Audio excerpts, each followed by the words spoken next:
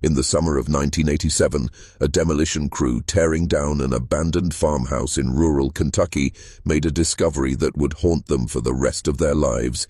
Hidden beneath rotting floorboards, they found a collection of family photographs spanning nearly a century. The images showed the same faces, the same features, appearing again and again across generations. But it was the final photograph that made grown men walk away from the job site and never return. The face staring back at them wasn't quite human anymore. This is the true story of the Blackwood family bloodline and the genetic nightmare that consumed them from within. Hello everyone. Before we start, make sure to like and subscribe to the channel and leave a comment with where you're from and what time you're watching. That way, YouTube will keep showing you stories just like this one. The Blackwood name first appeared in the census records of Harlan County, Kentucky in 1842. Jeremiah Blackwood had arrived from the mountains of West Virginia with his wife Sarah, seeking isolated land where they could live according to their own rules. What those rules were would become horrifyingly clear in the decades that followed. The couple settled on a 400-acre tract of bottomland, far from prying eyes and town gossip.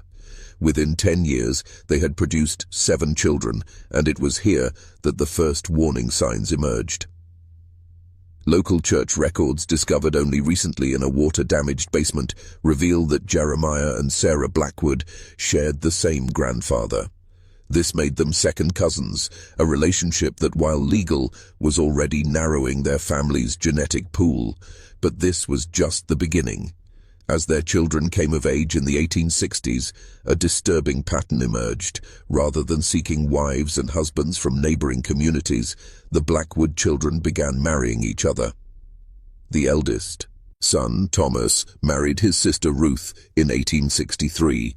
When questioned by the local preacher, Jeremiah Blackwood reportedly declared that Blackwood blood was pure blood, and that mixing with outsiders would weaken their lineage. The second son, William, followed suit, marrying his cousin Mary, who was also his sister-in-law. By 1870, the Blackwood family tree had become a twisted web where the same names appeared in multiple branches, where uncles were also fathers, and where the distinction between cousin and sibling had been deliberately blurred. What makes this story particularly chilling is not just the incest itself, but the methodical way it was practiced. Surviving letters, written in a shaky hand and discovered in that same demolished farmhouse, reveal that the marriages were arranged not out of isolation or ignorance, but out of a twisted belief system. The Blackwoods had convinced themselves they were preserving something sacred, something that made them superior to their neighbors. They had no idea they were creating a genetic time bomb that would detonate with each new generation. By the 1880s, the consequences of the Blackwood family's practices began manifesting in ways that could no longer be hidden. County medical records, yellowed and brittle with age, document a series of birth defects that increased in severity with each generation. The first documented case was James Blackwood, born in 1878 to parents who were both first cousins and siblings. James was born with what the family doctor delicately described as severe cranial irregularities and lived only 3 days. But James was not an isolated case. Between 1878 and 1895, 17 children were born into the Blackwood bloodline. Of these, only 8 survived to their 5th birthday. The others died from what medical experts today recognize as classic symptoms of severe inbreeding: heart defects, kidney malformations, and profound intellectual disabilities. Yet the family continued their practices, convinced that these deaths were tests of their faith rather than consequences of their choices. The surviving children presented their own horrors. Medical notes from Dr. Edmund Hayes, the only physician brave enough to regularly visit the Blackwood homestead, described children with elongated skulls, webbed fingers, and in one case, a boy born with his internal organs partially visible through translucent skin. Dr. Hayes wrote in his private journal that visiting the Blackwood farm felt like stepping into a biblical plague where the sins of the fathers had been visited upon the children in the most literal sense possible. What's perhaps most disturbing is how the family adapted to these deformities. Rather than seeing them as warnings, They began treating the most severely affected children as special, even blessed. They kept these children hidden in the upper floors of their farmhouse, away from neighbors and visitors. Local folklore from the time speaks of strange sounds coming from T. Blackwood property at night, sounds that weren't quite human but weren't quite animal either. The family had created their own twisted version of normal, where the monstrous had become sacred. As the 19th century drew to a close, the Blackwood family's isolation became almost complete. What had once been a working farm with livestock and crops had devolved into something resembling a medieval fortress. The family stopped attending church services entirely after an incident in 1889 when Martha Blackwood brought her 3-year-old son to Sunday service. The child, according to witness accounts, had eyes that were completely white and a mouth that extended far beyond normal human proportions. The congregation's horrified reaction prompted the Blackwoods to withdraw from all social contact. By 1900, only 12 Blackwoods remained alive, ranging in age from elderly patriarch Jeremiah, now in his 80s, to several children whose exact ages were impossible to determine due to their severe developmental delays.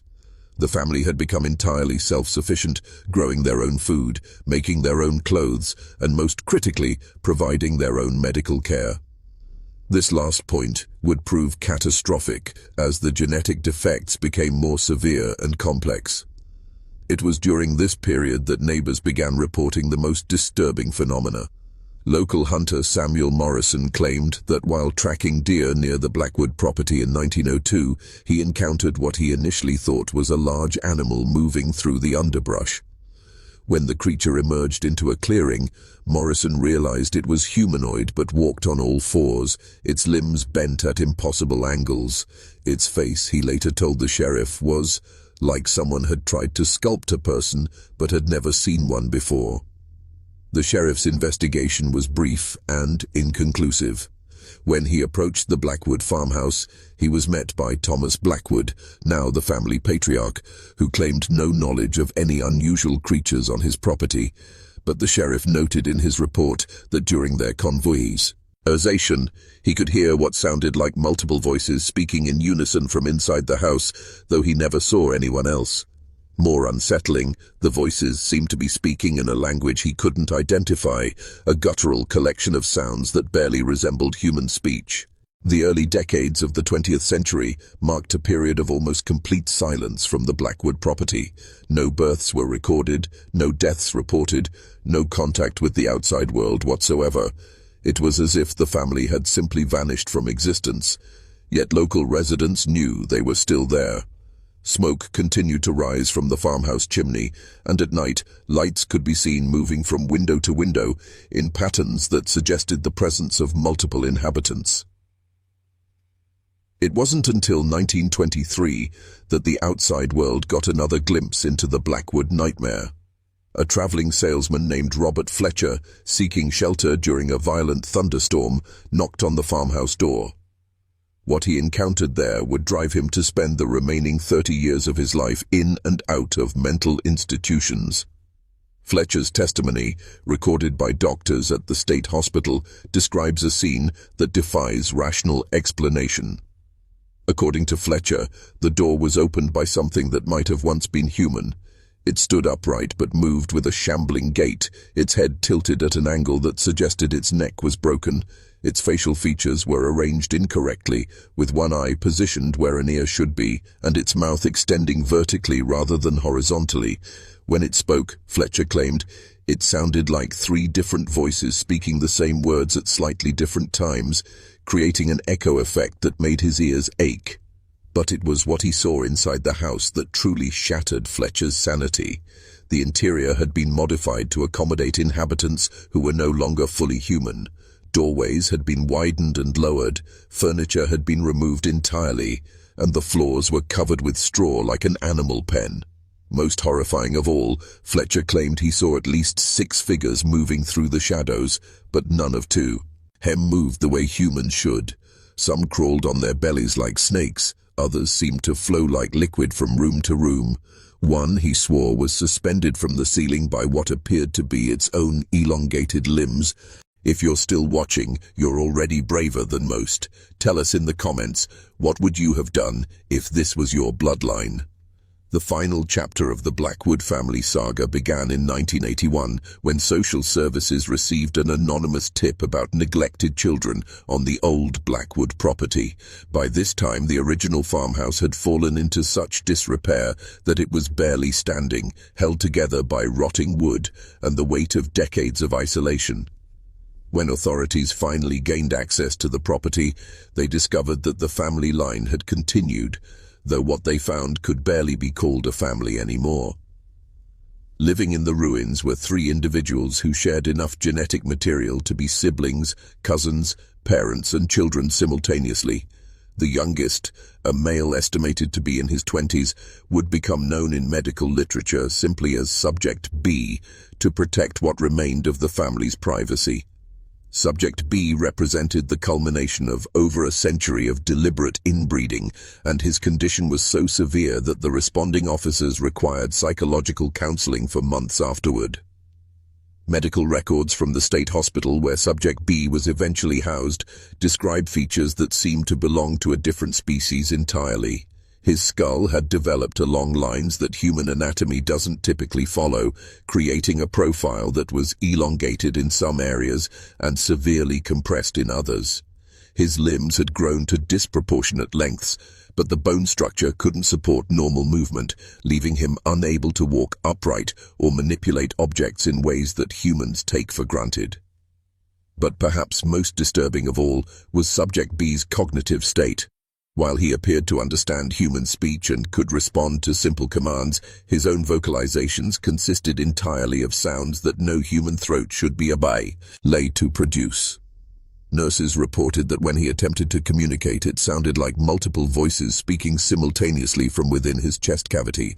Some claimed that late at night they could hear him having conversations with himself, but in voices that sounded distinctly different from his daytime vocalizations, as if other personalities or entities were residing within his malformed body. The medical team assigned to study Subject B made discoveries that challenged everything they understood about human genetics and development.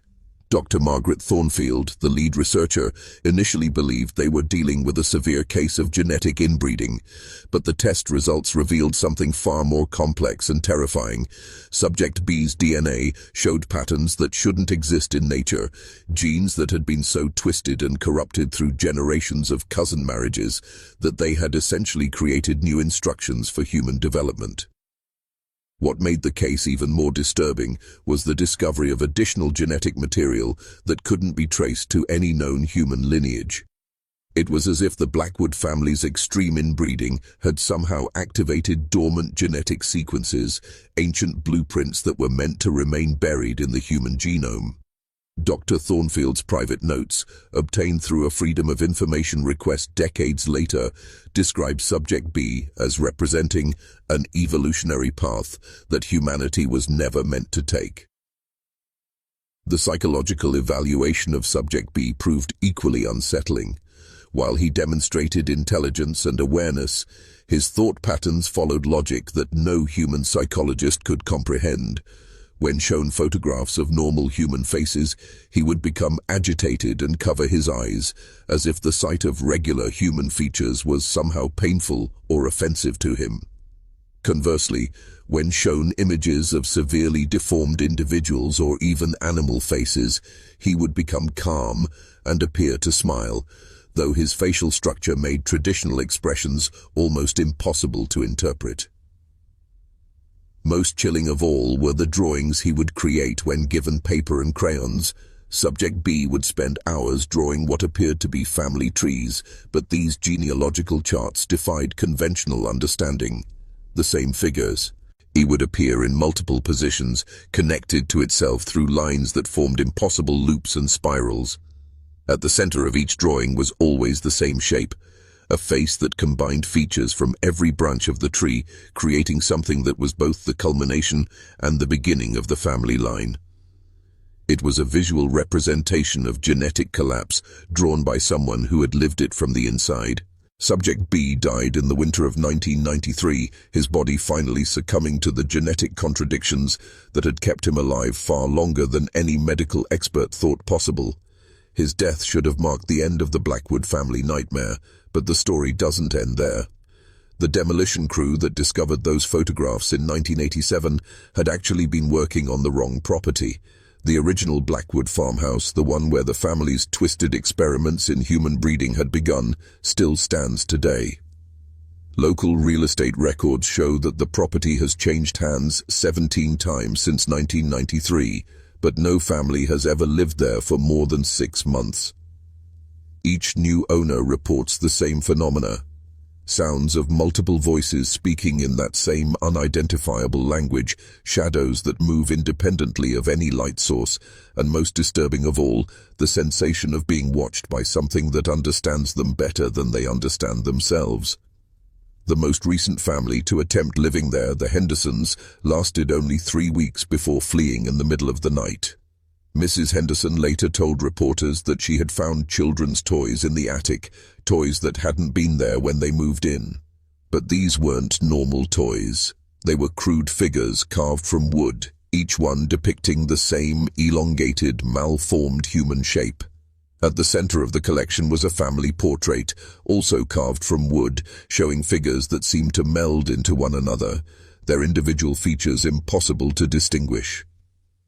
Perhaps most terrifying of all is what the Hendersons' 7-year-old daughter claimed to see during their brief stay. She insisted that there was a boy living in the walls of the house, a boy who looked like someone had tried to draw a person but forgot how people are supposed to look. She said the boy was lonely and wanted her to sit by and play with him forever. The Hendersons found her one morning standing in the basement, having what appeared to be a conversation with empty air, using words and sounds that no child should know how to make.